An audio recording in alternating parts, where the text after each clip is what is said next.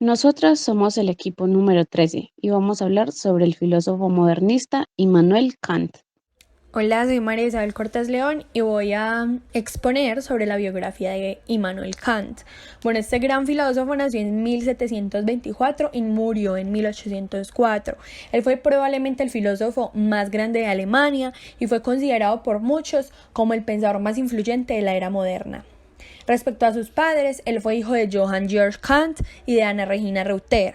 Él fue criado bajo una severa devoción religiosa y su educación fue estricta y disciplinaria, y sus padres siempre lo criaron centrándose en la instrucción latina y religiosa.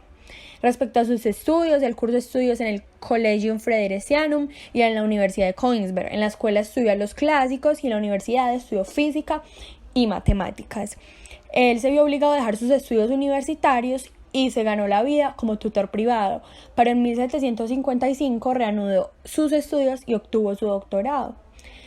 Ya como filósofo, pues durante más de 40 años se dedicó por entero a la actividad docente, a la investigación filosófica, a la redacción pues de sus obras, que marcaron un hito muy importante en el desarrollo de la historia de la filosofía.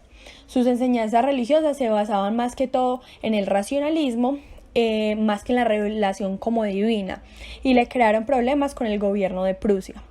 Ya en 1792, el rey Federico Guillermo II le prohibió impartir clases o escribir sobre sus asuntos religiosos. Acató la orden durante 5 años mientras llegó la muerte del rey, y ahí entonces se sintió liberado de su obligación, y en 1798, ya retirado de ser docente, publicó una epítome donde se contenía una expresión de sus ideas de materia religiosa. O sea, básicamente una epítome es como las ideas principales de su pensamiento. Él también fue considerado el primero y más importante representante del criticismo y precursor del idealismo alemán. Además, Immanuel Kant está considerado como uno de los pensadores más influyentes de la Europa moderna del último periodo de la Ilustración y de la filosofía universal como tal. Ya su muerte, él falleció el 12 de febrero de 1804, murió en su casa, rodeado de sus amigos y de sus discípulos, y la universidad y la ciudad de Königsberg lo despidieron como si fuera un príncipe. Bueno, y ya como para concluir, podemos dar como conclusión que la vida de Kant fue de un hombre muy sedentario, metódico. La vida de él estuvo marcada por una gran regularidad, por una rutina. Él jamás tuvo en su vida acontecimientos especiales y transcurrió siempre en su ciudad natal, nunca viajó a otros lugares o países. Era tan impresionante su rutina que desde muy joven Kant siempre se autoimpuso un programa diario de actividades que cumplía con tal precisión que los habitantes de Königsberg podían poner sus relojes en horas con solo ver sus entradas o sus salidas. Y ya como dato curioso, el filósofo Kant era un hipocondriaco, hasta el punto de estar al día de todas las novedades médicas para ver si sufría de alguna enfermedad. Mi nombre es Isabela Monsalve y les voy a hablar un poco acerca del pensamiento de Kant. Kant se dio la tarea de salvar el espíritu, el saber, la moral, la religión en un mundo repleto de sistemas de pensamientos diversos y antagónicos entre sí. Hablando un poco del pensamiento religioso, la filosofía de Kant no niega la existencia de Dios, ni un orden moral, ni la realidad pensable de un mundo físico. Lo que en realidad niega, exceptuando pues la moral, es que la razón humana pueda trascender y llegar a entes en sí mismos, sean el mundo, Dios o el alma. Ya el pensamiento político de Kant está dominado por los ideales de la libertad, la igualdad y la valoración por el individuo, al igual que en la ética, donde se le confiere, o sea, se le otorga al individuo, en cuanto a que sea un sujeto moral, la capacidad de convertirse, como él dice, en legislador de los ciudadanos y el sujeto creador del campo de la actividad pública común. ¿Qué quiero decir con todo esto? O sea, que cada quien debería pensar o actuar según lo que considera ética, moral o políticamente correcto. Con respecto a su pensamiento ético, parte desde que todos los seres humanos disponemos de la capacidad propia de razonar en cada momento, si algo es bueno o malo, pues moralmente. Por lo tanto, la capacidad de distinguir entre el bien y el mal es innata, o sea, es algo que no se aprende como el resto de las cualidades de la razón. La ética de Kant es una ética formal, por así decirlo, que no nos dice lo que tenemos que hacer, sino cómo deberíamos actuar para hacerlo con dignidad propia de los seres racionales, como nos llama, o sea, con autonomía, de acuerdo a los ideales de la razón en sí misma. Y estos ideales pues se reconocen todos los seres racionales como miembros de una comunidad universal y que se respeta a cada uno de estos seres como un fin en sí mismo. Ya en conclusión a todo lo anterior, puedo decir que, primero, Kant entendía que el hombre es un ser humano sensible y racional, o sea, esto es fundamental tenerlo claro.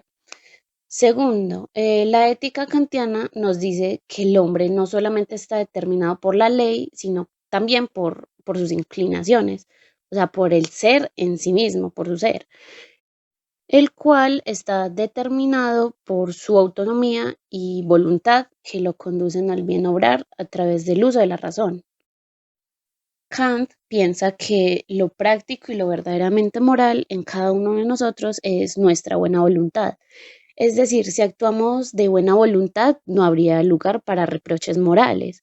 Lo verdaderamente moral serían unos, no sé, imperativos que no estuvieran condicionados por nada pues por nada más que el ser humano racional. Explico la idea. Si yo digo la verdad y nada más que la verdad, también desearía que los demás seres humanos digan la verdad. Y esto, de cierto modo, se convertiría en algún modo de ley universal. Pero si yo miento, no puedo pretender convertir esto como un principio moral para todo el mundo. Y en la tercera conclusión, podemos partir del hecho de que Kant distingue un uso teórico y un uso práctico de la razón.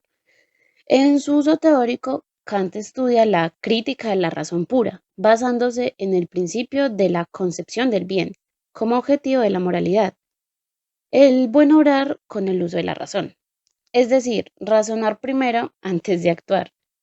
Todo esto nos llevó a mi equipo y a mí a pensar en una pregunta muy peculiar, y es que, ¿qué es obrar por deber? Y bueno, obrar por deber es obrar por, entre comillas, reverencia o por respeto a la ley moral que la voluntad sea a sí misma. Entonces, en este sentido, Kant distingue en su libro de la crítica de la razón pura el obrar por deber y el obrar conforme al deber. O sea, puede ocurrir que yo actúe por algún interés particular y justo esa actuación coincida con una ley moral. En ese caso, yo estoy actuando conforme al deber. También cabe destacar que su filosofía marcaría una nueva etapa, siendo también el padre de uno de los grandes movimientos filosóficos que estaba por llegar en ese tiempo. Este sería el idealismo alemán. Y bueno, en este punto de lo que les estoy diciendo, ustedes deberían preguntarse, bueno, ¿y a qué se debe esa tremenda influencia de Kant? Y bueno, esta se debe principalmente a su metodología, o sea, él creó un método que cambió la manera en que los seres humanos reflexionamos sobre nosotros mismos y sobre todo más, o sea, en lo que nos rodea, o sea, el mundo, Dios, no sé, el derecho, la moral, la naturaleza, o sea, prácticamente todo lo que nos rodea. Kant también logró mucho renombre, mucha importancia, ya que alcanzó cierto equilibrio entre el racionalismo y el empirismo, al considerar que si bien es cierto que nuestro conocimiento empieza en nuestros sentidos, no todo es resultado de ellos. O sea, la razón también juega un papel súper importante, aunque pues claro, tampoco es un papel inviolable. Debemos apelar a la razón, pero asumiendo que la misma no nos viene dada como tal, sino que debemos cultivarla.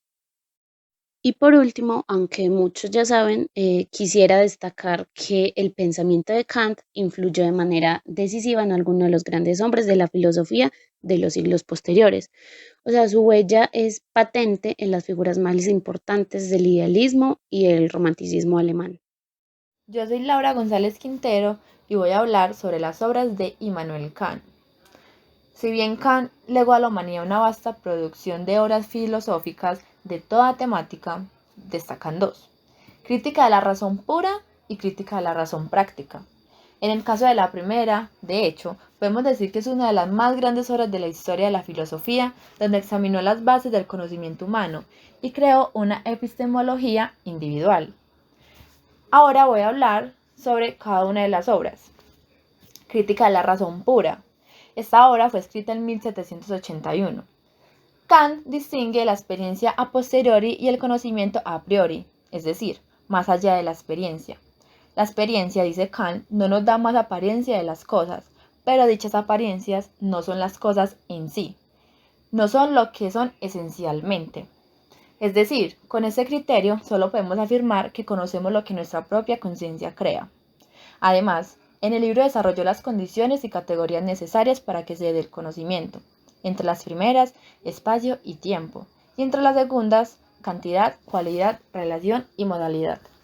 Crítica de la razón práctica. Esta fue escrita en 1788. En esta afirma que sus ideas éticas son el resultado lógico de sus creencias en la libertad fundamental del individuo. No consideraba esta libertad como la libertad sometida a las leyes, como en la anarquía, sino más bien como la libertad del gobierno de sí mismo, la libertad para obedecer en conciencia a las leyes del universo como se revela por la razón. Bueno, otras obras importantes que nos explican la ética kantiana son Fundamentos de la metafísica de las costumbres, escrita en 1785. En esta Kant busca revelar los principios fundamentales de la moralidad y mostrar que son aplicables para nosotros. Él argumenta que una acción moral está determinada por el carácter del principio, por el cual una persona decide actuar. Metafísica de las costumbres, escrita en 1797, sobre la filosofía jurídica y ética, donde Kant nos orienta cómo podría construirse una metafísica de las costumbres, que en otras palabras sería una serie de planteamientos en donde el conocimiento práctico establece la moral de las acciones. Metafísica de la ética. Fue escrita en 1797. En esta expone su sistema ético, basado en la idea de que la razón es la última autoridad de la moral. Sus ideas éticas son el resultado lógico de su creencia en la libertad fundamental del individuo, como manifestó en su crítica de la razón práctica. Otras obras son La paz perpetua. Fue una obra política escrita en 1795, donde Kant propone el establecimiento de una federación mundial de estados republicanos. Historia universal de la naturaleza y teoría del cielo. Escrita en 1755, en esta obra explica qué es nuestro sistema solar para Kant. Además, desarrolla una teoría de la vida extraterrestre. Prolegómenos a toda metafísica futura que pueda presentarse como ciencia.